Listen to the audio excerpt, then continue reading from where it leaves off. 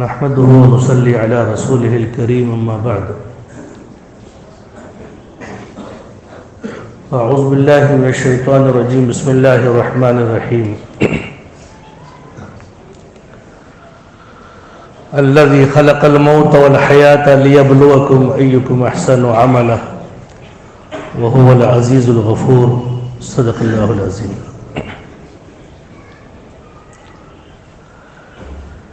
میرے بھائیوں اور بزرگوں،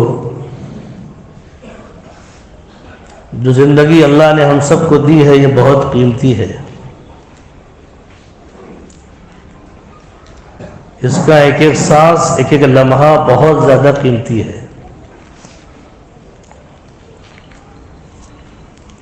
اس لیے کہ دنیا کی زندگی وہ آخرت کو بنانے کے لیے دی گئی ہے۔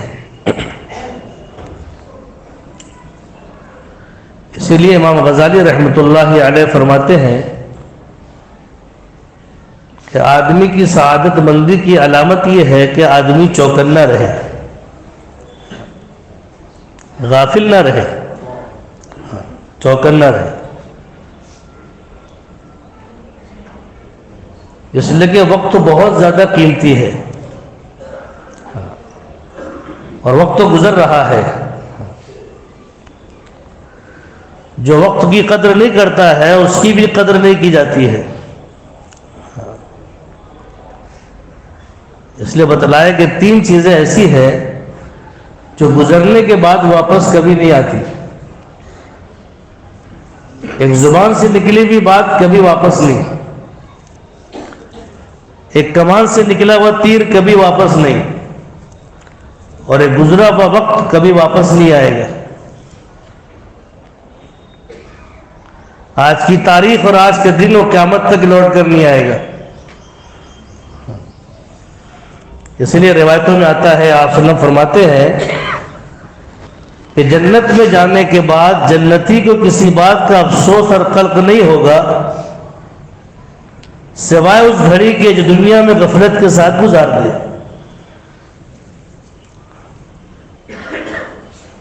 تو ہم غافل نہ رہے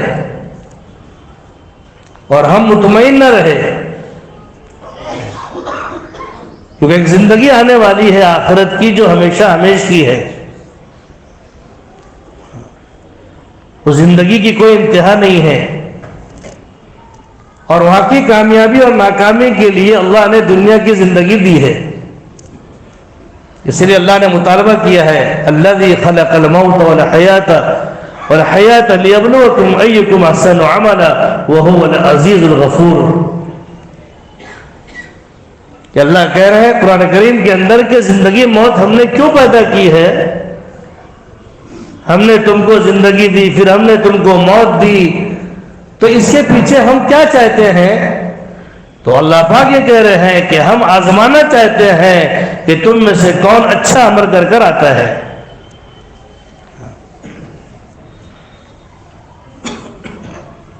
اس لیے دنیا کی زندگی وہ عمل کے لیے ملی ہے، اور صرف وہ عمل نہیں، احسن و عملہ کا قرآن نے کہ بہتر عمل، اپنے عمل کو بہتر بنانا ہے۔ اس لیے عمل جہالت کی بنیاد پر نہیں کرنا ہے، عمل کرنا ہے لیکن معلوم کر اس عمل کو کس طرح کیا جاتا ہے۔ احسن و عملہ کہا، ورنہ شیطان مطمئن کر دے گا عمل کرا کر جہالت کی بنیاد پر، اور وہ عمل خدا کیا مردود ہو جائے گا۔ خود قرآن نے کہا فَوَيْلٌ لِّلْمُصَلِّينَ الَّذِينَ هُمْ عَنْ صَلَاتِهِمْ سَاهُونَ۔ بے نمازیوں سے خطاب نہیں ہے قرآن میں، نمازیوں سے خطاب ہے، عمل کرنے والوں سے خطاب ہے۔ پس اللہ کہہ رہے ہیں بس بربادی ہو ایسے لوگوں کے لیے جو اپنی نماز سے بے خبر ہے۔ تو عمل تو صحیح کرنا ہے لیکن اپنے عمل کو بہتر بنانا ہے۔ جو نماز اللہ سے قریب کرے گی وہی نماز خدا سے دور کر دے گی، جو ہے لاپرواہی کی بنیاد پر۔ اس لیے آپ صلی اللہ علیہ وسلم نے فرمایا کہ نماز پڑھو، ایسی نماز پڑھو جیسے تم نے مجھے نماز پڑھتا دیکھا ہے۔ تو میرے بھائیو عمل کو بہتر بنانا ہے۔ اور زندگی میں پورا دین لانا ہے. جی ہم علماء سے پوچھیں، اپنی عقل کو معیار نہ بنائیں کہ جتنا میں نے سمجھا وہی صحیح ہے، یہ جتنا میں کر رہا ہوں وہی صحیح ہے. نہیں، بلکہ علماء سے پوچھیں. اس لیے کہ اللہ کا جو مطالبہ ہے وہ صرف دین کا نہیں ہے، بلکہ اللہ کا جو مطالبہ ہے، یا ایھا الذین آمنوا ادخلوا فی السلم کافہ، اے ایمان والو پورے اسلام میں داخل ہو جاؤ. آدھی من کی آدھی رب کی، اس کا نام دین نہیں ہے. ہم ادھورے دین پر ہے اور ہم کامیابی پوری چاہتے ہیں. کام ادھورا اور تنخواہ پوری. تو اللہ کا ضابطہ یہ ہے کہ اے ایمان والو تم پورے اسلام میں داخل ہو جاؤ. اور علماء سے پوچھیں،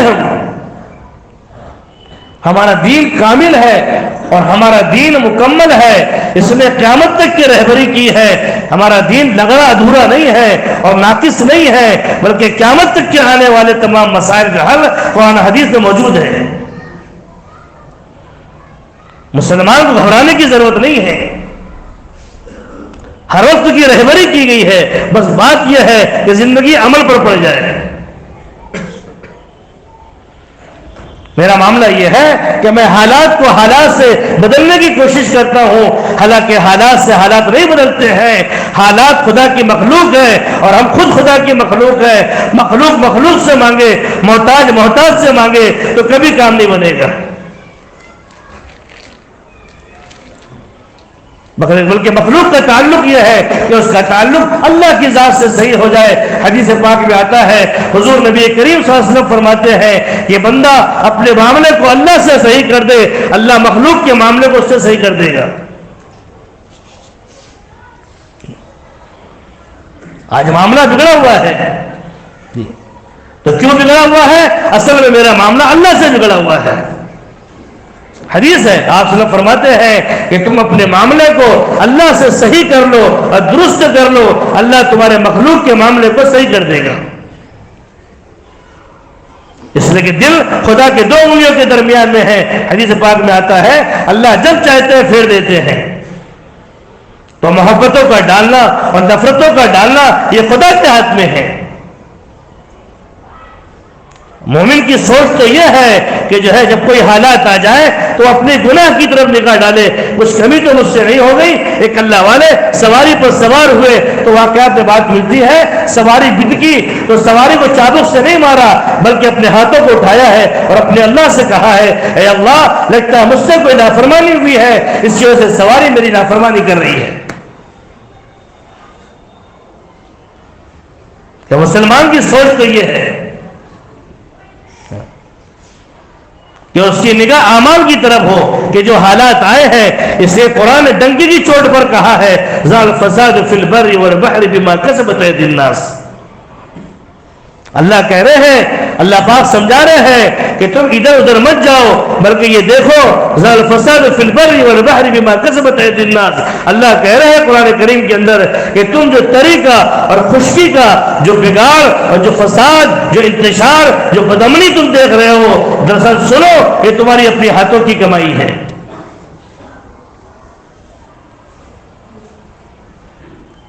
اور آگے اللہ کہہ رہے ہیں یہ تھوڑے بہت جو حالات ہم تمہیں دکھلاتے ہیں، تھوڑا جو ہے تمہیں جو ہے ہم تم پر تھوڑے سے جو حالات لا کے لاتے ہیں، اس کی بنیاد بھی یہ ہے لعلہم یرجعون، شاید کہ تم پلٹا کھا جاؤ.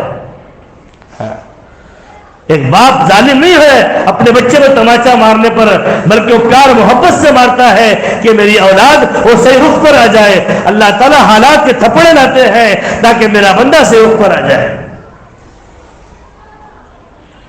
یہ چھوٹے چھوٹے حالات بڑے بڑے حالات کے آنے کی طرف متنبع کرتے ہیں. اگر تم ابھی نہیں سمجھو گے تو اس سے بڑے حالات وہ آخرت میں آنے والے ہیں. اس لیے ابھی سمجھ جاؤ. ایک جانور بھی سمجھتا ہے کہ جانور کو ڈنڈا مارا جائے تو ڈنڈے کو نہیں پکڑتا ہے بلکہ ڈنڈا مارنے والے کو پاؤں کو پکڑتا ہے. اس جانور میں شعور ہے. ہم حالات سے حالات کو بنانے کے چکر میں ہیں. ارے حالات کے بھیجنے والے وہ اللہ ہے اور حالات کے بنانے والے وہ اللہ ہے. اپنے معاملے کو اللہ سے صحیح کر لے, اللہ مخلوق کے حالات کو ہم سے صحیح کر دے گا.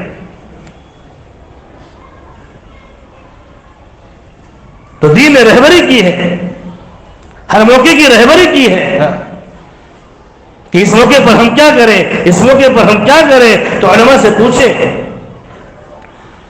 تو مقصود کہنے کا یہ ہے کہ زندگی میں دین آوے اور پورا دین آوے. ایمانیت کا شعبہ یہ کامل ہو, عبادات کا شعبہ یہ کامل ہو, معاملات کا شعبہ یہ کامل ہو, معاشرت کا شعبہ یہ کامل ہو, اخلاقیات کا شعبہ یہ کامل ہو. یہ سب مل کر دین بنے گا. قرآن میں جو آیت ہوئی ہے نا کہ اے ایمان والو پورے پورے اسلام میں داخل ہو جاؤ, مفسرین فرماتے ہیں اس آیت کے ضمن میں کہ عبداللہ بن سلام رضی اللہ تعالی عنہ یہ یہود کے بہت بڑے آدمی تھے. ان کے درمیان میں اونٹ کا گوشت نہیں کھاتے تھے, لیکن جب یہ ایمان لے کر آ گئے تو یہ اونٹ کا گوشت نہیں کھاتے تھے. مفسرین نے فرمایا ان کی تنبیہ کے لیے قرآن یہ آیت اتاری ہے کہ اے ایمان والو پورے پورے اسلام میں داخل ہو جاؤ. اور بات کیا ہے پس منظر میں کہ اونٹ کا گوشت نہیں کھایا. تو اللہ کا جو مطالبہ ہے وہ پورے دین کا ہے, ہم ادھورے دین پر ہے. میرے بھائیو بزرگوں دوستو, جہاں پر پھول ہوتا ہے وہاں خوشبو ہوتی ہے, جہاں دین ہوتا ہے وہاں کامیابی ہوتی ہے. ہم یہ غور کریں پانی کہاں مر رہا ہے, درد کہیں اور ہے اور مرہم کہیں اور ہے. تو میرے بھائیوں درد کہاں دور ہونے والا ہے, علاج کچھ اور ہے, علاج ہم کچھ اور تلاش کر رہے ہیں. نہیں میرے بھائیوں, دین نے رہبری کی ہے کہ تمہارا علاج کہاں پر ہے. ایک موقع پر جناب رسول اللہ صلی اللہ علیہ وسلم نے فرمایا, حضرت علی رضی اللہ تعالیٰ عنہ سے جب فرمایا تھا آپ صلی اللہ علیہ وسلم نے کہ ابھی ایمان نہیں لائے تھے, آپ نے فرمایا تھا علی تم ایمان لے آؤ, اسلام لے آؤ. سنو, جب ایمان اور عمل کی محنت ہوگی اللہ زمین پر کائنات میں ایسا امن قائم کرے گا کہ ملک یمن 3 باتیں رسول نے فرمائی تھی. فرمایا کہ جو ہے ایک ملک یمن سے صنعا سے لڑکی نوجوان جورات سے لدی بھی تنہا آئے گی اور بیت اللہ کا طواف کرے گی, لیکن کوئی اس پر غلط نگاہ اٹھا کر دیکھنے والا نہیں ہوگا. حدیث فرماتے ہیں ایمان لانے کے بعد میں نے وہ دیکھا, حضرت عمر رضی اللہ عنہ زمانے کے اندر ایک خاتون آئی ملک یمن صنعا سے, خوبصورت ہے اور زیورات سے لدی ہے اور تنہا سفر کیا ہے اور بیت اللہ کا طواف کیا ہے. حضرت عمر نے پوچھا تم نے سفر میں کیسے لوگوں کو پایا؟ انہوں نے کہا میں نے پایا کوئی میرا باپ ہے, کوئی میرا بھائی ہے. میں ایسا تھا ایک شہر سے شہر داخل ہوتی تو ایسا تھا جیسے ایک محفوظ کمرے سے ایک دوسرے محفوظ کمرے میں داخل ہو رہے ہیں. نبی کی بات ہے کہ ایمان اور اعمال جب زندگی میں آئے گا تو تو دیکھے گا کہ ایسا امن قائم ہوگا, ایک عورت چلے گی لیکن کوئی غلط نگاہ اٹھا کر دیکھنے والا نہیں ہوگا. آج عزتیں محفوظ نہیں ہیں, امانتیں محفوظ نہیں ہیں, لوگ محفوظ نہیں ہیں. اس کی وجہ یہ ہے کہ پانی کہیں اور مر رہا ہے کہ ہمارے اعمال بگڑے ہوئے ہیں, کہ ایمان کی کمی ہے اور اعمال کی کمی ہے اور اعمال بھی ہے تو اللہ معاف فرمائے وہ فسفسے ہے اور ایمان بھی ہے تو کمزور ایمان ہے. اس لیے خدا کا مطالبہ ہے اے ایمان والو ایمان لاؤ. ایک جگہ فرمایا قرآن میں اے ایمان والو ایمان لاؤ کما آمن الناس, اس سے مراد صحابہ کی جماعت ہے. جو ایمان خدا کو مطلوب ہے, جس ایمان کی ڈگری پر اللہ کی مدد کرتی ہے, ابھی وہ ایمان اس درجے پر ہمارا نہیں ہے. اس لیے قرآن نے کہا وَأَنْتُمُ الْأَعْلَوْنَ إِن كُنتُم مُؤْمِنِينَ. قرآن کا وعدہ تو پکا ہے کہ تم ہی سربلند رہو گے اور تم ہی باعزت رہو گے اگرچہ تم ایمان والے ہو. تو کیا ہم اور آپ ایمان والے نہیں ہیں؟ تو مسلمان آج ذلت میں کیوں ہیں, آج پریشان کیوں ہے؟ کہ بات یہ ہے کہ جس ایمان پر خدا کی طرف سے مدد کے وعدے ہیں, جس ایمان پر امن اور سلامتی کے وعدے ہیں اور جس ایمان پر عزت کے اور بلندی کے وعدے ہیں, اس درجے کا ایمان میرے پاس موجود نہیں ہے. اس لیے میرے بھائیوں اس ایمان کے بنانے کی ضرورت ہے. ایمان کمزور ہوگا تو عمل کمزور ہوگا، عمل کمزور ہوگا تو حالات آئیں گے، حالات کا تعلق وہ اعمال سے ہے اور اعمال کا تعلق وہ ایمان سے ہے اور ایمان کا تعلق وہ جو ہے ایمان کا تعلق اعمال کا تعلق ایمان سے ہے اور ایمان کا تعلق ایمان کی محنت سے ہے۔ جسے وہ الیاس صاحب رحمۃ اللہ علیہ فرماتے تھے کہ لوگوں نے اس دعوت کا نام، تبلیغ کا نام جو رکھا تبلیغی جماعت، فرمایا کہ ہم نے اس کا نام تبلیغی جماعت نہیں رکھا ہے، ہم اگر اس کا کوئی نام تجویز کرتے تو ہم کہتے یہ ایمانی تحریک ہے، یہ ایمان کو حرکت دینے کی محنت ہے۔ تو میرے بھائیوں ضرور اس بات کی ہے کہ آج بھی موقع ہے، اللہ کی ذات سے مایوس نہ ہو، توبہ کا دروازہ آج بھی کھلا ہوا ہے، آج موقع ہے، کل موقع نہیں رہے گا۔ یہ انسان پھر خون کے آنسو روئے گا لیکن کل کا پچھتانا اس کو کام نہیں آئے گا۔ حدیث پاک میں آتا ہے، آپ صلی اللہ علیہ وسلم فرماتے ہیں ایک شخص کا جہنم کا فیصلہ ہوگا تو مارے پچھتاوے کے اپنے ہاتھ کو چبانا شروع کرے گا اور کوئی سمیت چبا جائے گا، اسے ہوش باقی نہیں رہے گا اور کہے گا ہائے میں نے یہ کیا کر لیا۔ انسانیت کہے گی خدا کے نافرمان ربنا ابصرنا وسمعنا فرجعنا نعمل صالحا، اے میرے مالک ہم نے دیکھ لیا، ہم نے سن لیا، اے میرے اللہ آپ ہمیں لوٹا دیجئے، اب ہم نیک عمل کر کر آئیں گے۔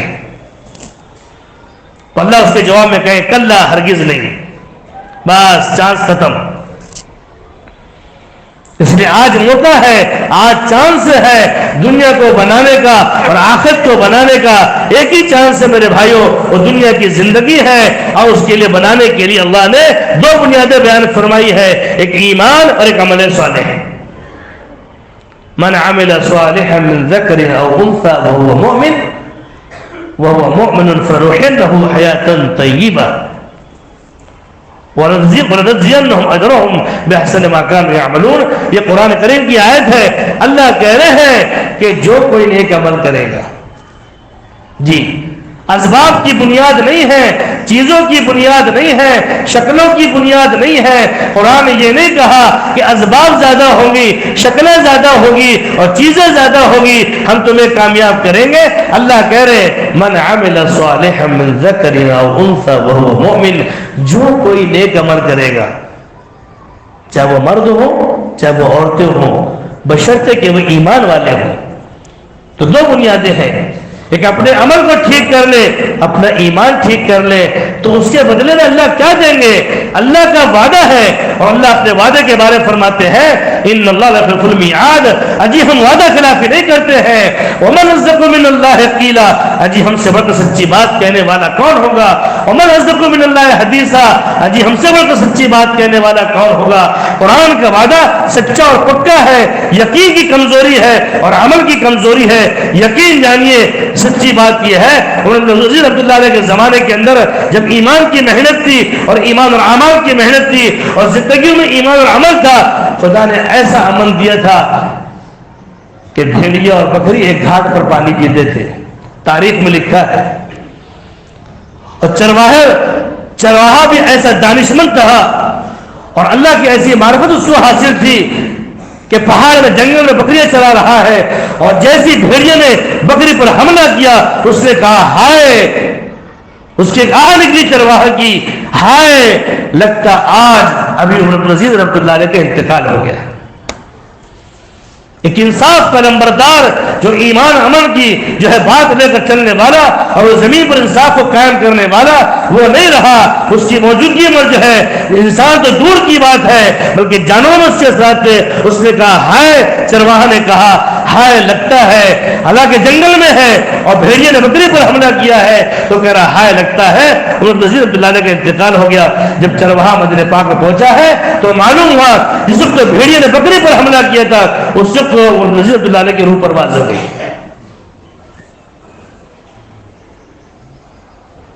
تو ایمان معمولی چیز نہیں ہے، عمل معمولی چیز نہیں ہے، اب اس کے اندر تاثیر ہے. تو میں یہ کہہ رہا تھا جو کوئی نیک عمل کرے گا، چاہے وہ مرد ہو چاہے وہ عورتیں ہوں، بشرط کہ ایمان والے ہوں، تو خدا کا کیا وعدہ ہے جس کی ہر ایک کو تلاش ہے، اس کی تلاش ہم چیزوں میں کر رہے ہیں، اسباب میں کر رہے ہیں، یقین جانیے نہیں ملے گا.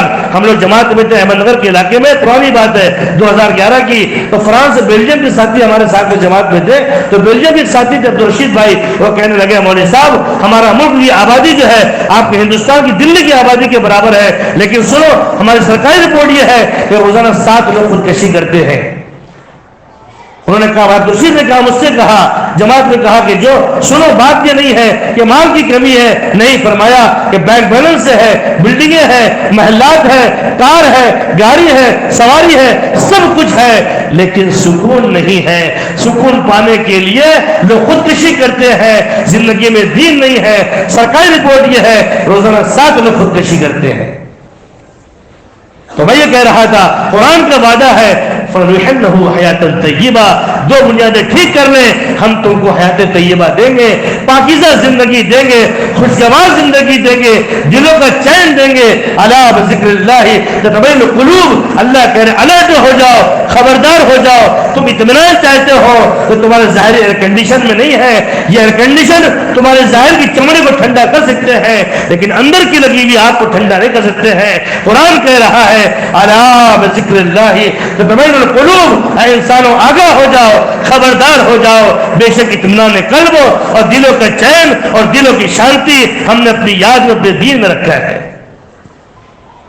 وہ چیزوں میں نہیں ہے، اسباب میں نہیں ہے. قرآن نے صاف کہہ دیا وَمَنْ عَارَضَ عَنْ ذِكْرِي فَإِنَّ لَهُ مَعِيشَةً ضَنْكًا ذَرْتُهُ وَنَحْشُرُهُ يَوْمَ الْقِيَامَةِ أَعْمَى قَالَ رَبِّ لِمَ حَشَرْتَنِي أَعْمَى وَقَدْ كُنْتُ بَصِيرًا. قرآن کریم کہہ رہا ہے جو کوئی ہمارے دین سے اعراض کرے گا، جو کوئی ہمارے دین سے اعراض کرے گا، جو ہمارے ذکر سے اعراض کرے گا، ہم اس کی زندگی کو تنگ کر دیں گے. تنگی مال کی بنیاد پر نہیں ہے، اسباب کی کمی کی بنیاد پر نہیں ہے. مسلمان کی سوچ تو یہ ہے کہ میرے ایمان میں کمزوری ہے اور میری عمل میں کمزوری ہے، اگر میں یہ ٹھیک کر لوں گا خدا سارے حالات کو بنا دیں گے. تو اللہ کہہ رہے ہیں جو کوئی ہمارے دین سے اعراض کرے گا ہم اس کی زندگی کو تنگ کر دیں گے. مفسرین سے قبل تنگی بھی مراد بھی ہے، ہم اس کی زندگی کو تنگ کر دیں گے. آگے اللہ کہہ رہے ہیں ہم ایسوں کو اندھا اٹھائیں گے. پھر آگے اللہ کہہ رہے ہیں یہ کہے گا اے اللہ میں دنیا میں آنکھ والا تھا، آپ نے مجھے اندھا اٹھایا ہے. اللہ اس کے جواب میں کہیں گے تو نے دنیا میں ہماری آیتوں کو، ہماری نشانیوں کو تو نے بھلا دیا، آج ہم تجھ کو بلا دیتے ہیں. جب خدا بلانے پر آ جائے تو میرے بھائیوں بیڑا غرق ہو جائے گا، دنیا کے اندر بھی آخرت کے اندر بھی. تو آج بھی موقع ہے، صبح کا بھولا شام کو لوٹ آئے، اسے بھولا نہیں کہتے ہیں.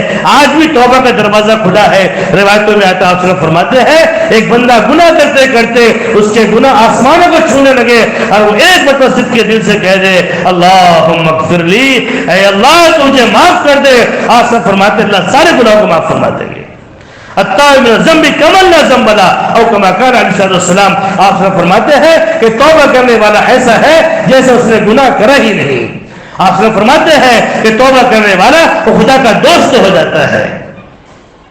تو اللہ کی ذات سے مایوس نہیں ہونا ہے. آج بھی موقع ہے، توبہ کا دروازہ کھلا ہے. توبہ کی 3 شرطیں ہیں کہ پہلی شرط یہ گناہ کو چھوڑ دے، گناہ پہ نادم ہو، آئندہ نہ کرنے کا عزم ہو.